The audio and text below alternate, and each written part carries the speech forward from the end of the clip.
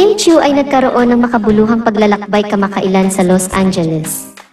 Sa mga larawan at video na kumalat sa social media, makikitang sobrang masaya si Kim habang siya'y nagsha-shopping. Malamang, ang pag-shopping ay isa sa mga paraan ni Kim upang makapagpahinga at mawala ang stress mula sa kanyang mga trabaho at commitments sa industriya ng showbiz. Marahil, tulad ng marami sa atin, nagiging therapeutic ang pag-shop para sa kanya. Sa ganitong paraan, nakakakuha siya ng oras para sa sarili at nagkakaroon ng pagkakataon na ma-spoil ang kanyang sarili. Hindi may kakailan na ang mundo ng showbiz ay puno ng pressure at maaaring ang paglalakbay ni Kim sa Los Angeles at ang kanyang shopping spree ay isang paraan para sa kanya upang magkaroon ng breathing space mula sa kanyang mga pang-araw-araw na gawain.